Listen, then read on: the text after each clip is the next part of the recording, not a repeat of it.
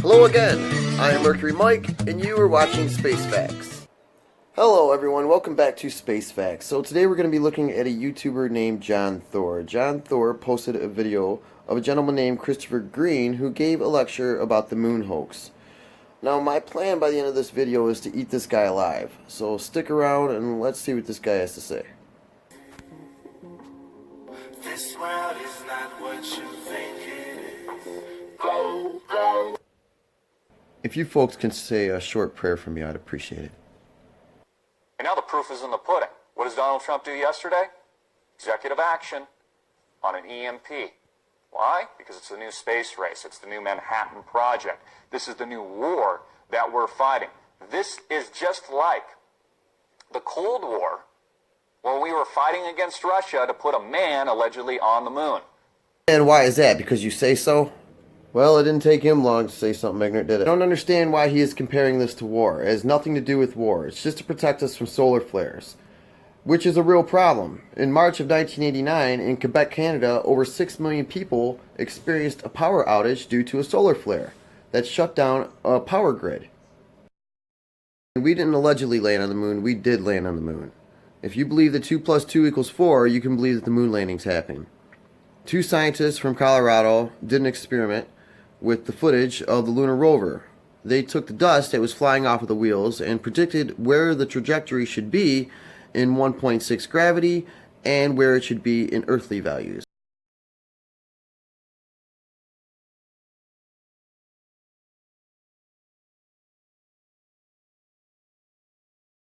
And so they concluded that the footage was undeniable evidence that the moon landings really happened. The other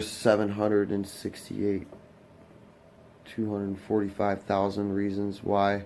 I just pulled that number out of my butt, but yeah. Oh, and not to mention the other 400,000 people that worked at NASA who had to keep this one big secret until their deathbed. We've just never been back since. And they lost all the moon landing footage. I mean, does that make any sense to you guys at all? Why, like, seriously, answer that question. It's one small step for man, one giant leap for mankind. There it is, Chris. I found it for you. Chris, buddy old pal, let me help you out a little bit.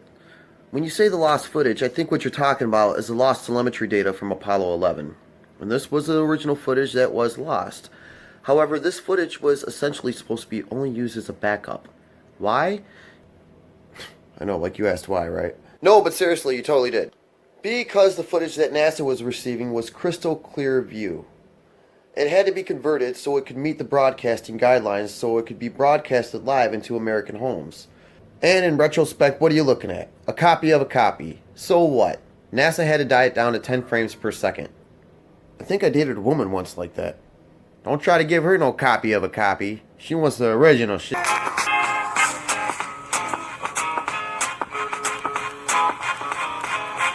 Check out these science experiments that was conducted on the lunar surface.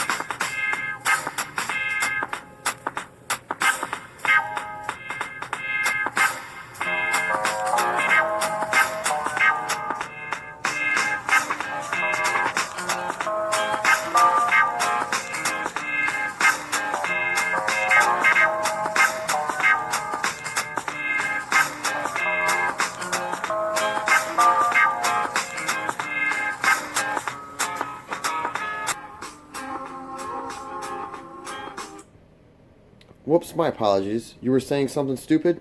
You were saying something? We haven't been back. Don't you think it'd be a good idea that we go back there just to kind of check things out? Aren't there things? I think you might want to go get checked out. We choose to go to the moon.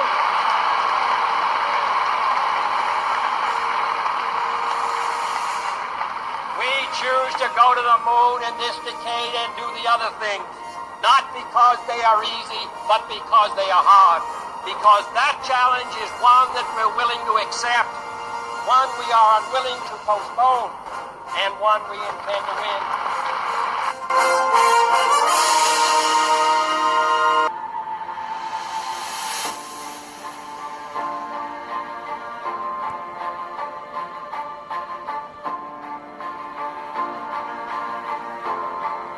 We have a bold vision to go, and we do so knowing that space exploration has improved the human condition in countless ways. And it is the partnerships over the last 50 years that have ensured a steady progress in the science, technology, exploration, and discovery for the benefit of all. With America's new directive to put humans on the moon in 2024, NASA is leading the development of exploration capabilities, and we are building a coalition of nations that can help us get to the moon quickly and sustainably together. Things to learn on the moon. So what are they hiding from us? Shoot, I want to know what's popping at Area 51. Here's a graph to show the drastic drop in NASA's budget.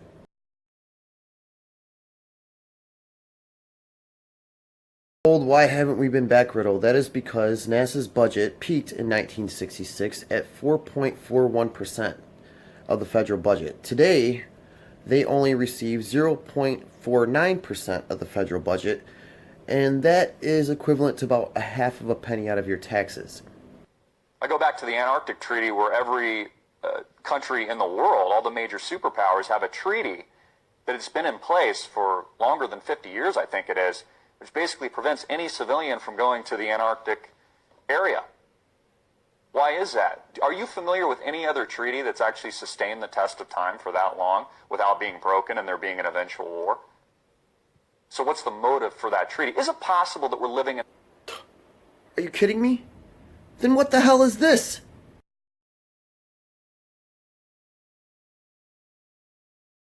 Geez, I'm sorry, Chris. You must not know about that. The Peace Treaty was put into place in 1961. It was to establish the freedom of scientific investigation. With Antarctica being at the poles, it raised a certain level of geological interest, and this is why it was preserved for science. If you are going there in the name of science, you are allowed to go there, but no country is allowed to rule it. That Truman Show today. We're living on the flat earth with the dome, the firmament. As we start to look around us, we start to wake up, our eyes open, maybe that third eye opens, we start to understand, wow, this isn't what I thought it was.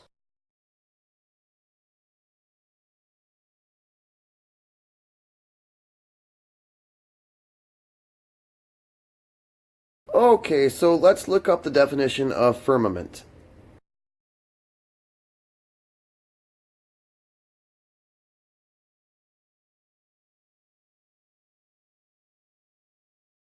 I know man has touched the moon.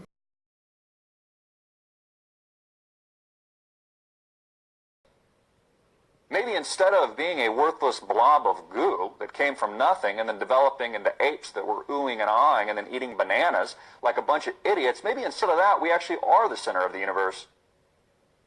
Am I the only one that thinks that he sounded like a junior high student right there? Maybe we actually are the center of the universe. Sorry, I'm a little immature. This guy is a certain kind of special. Maybe we are special. In fact, maybe there is unbelievable evidence of creation. But the government has decided to hide that from you. Why? Why is there so much misinformation? Why do you look like you was picked on as a kid? Why is there a giant disinformation campaign going on right now when it comes to things like flat Earth?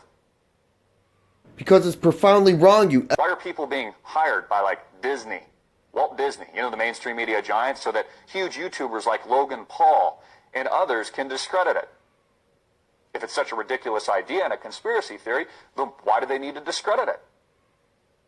Why do they need to censor it, more importantly? Filter through search results now. I don't think they're discrediting it to the level you think they are. I think they're more or less mocking the stupidity. Now, you can't even find critical thinking and information on this topic. And yet, here we are, I go back to space. What is Trump concerned with? The electromagnetic spectrum, of which falls EMP. High-altitude EMPs, and then, of course, events that come from the sun. They call them solar flares. Have you ever looked up at the sky recently, especially if you're in the Southwest? Harvard just came out with a report about a month or so ago, a couple of months ago. They said that they're spraying the skies with chemicals to block out the sun. Have you looked up recently? You see the chemtrails? I've got footage of it. I've got planes at the same altitude, both spraying at the same time, and then a third one flying by, but it's not spraying anything. Oh, I thought it was the altitude. No, I've seen it with my own eyes. And then it becomes a milky white film hue of gunk. And I notice I have trouble breathing a little bit. I almost get like asthma. It's been like that the last couple of days.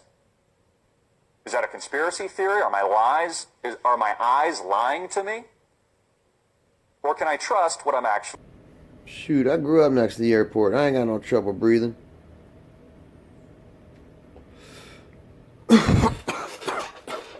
Damn. seeing? But Christopher, the Earth is a globe. I was told that when I was 1 year old.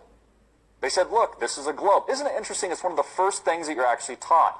The Earth isn't flat. You're a liar because I can't remember nothing from when I was 1 year old. I mean, I've been smoking since I was 2, but I don't remember that. You know what I mean? Just kind of happened.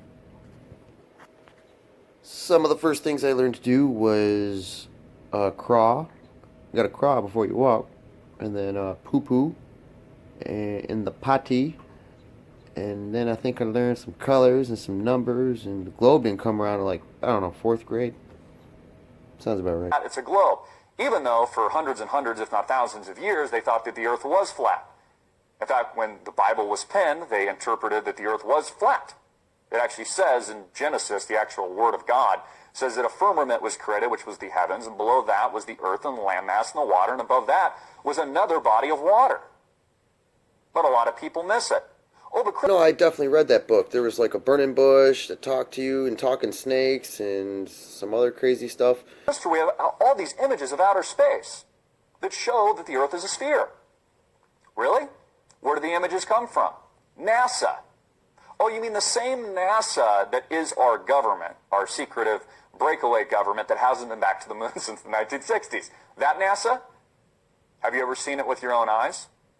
Actually, I have seen it with my own eyes, and I've never even been to space. The ISS does a live stream.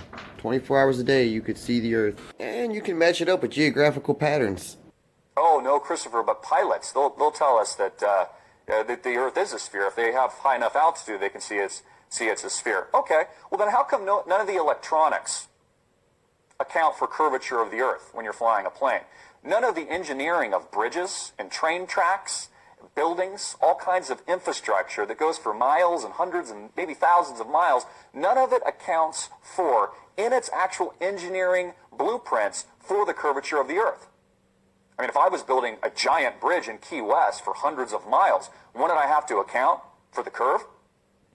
Or is it possible there's not a curve and that we've been lied to for a reason?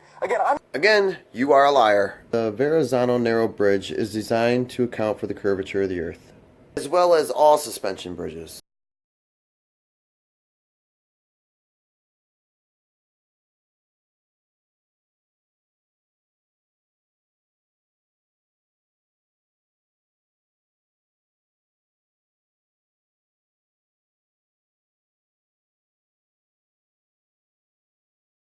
So I'm going to cut the video right here because if I watch any more, it's just going to make me more angry. So for right now, we're just going to call it a day, and maybe I'll pick up on this again tomorrow. But this guy has just frustrated me way too much, and the rest of this video is way too disgraceful for me to indulge.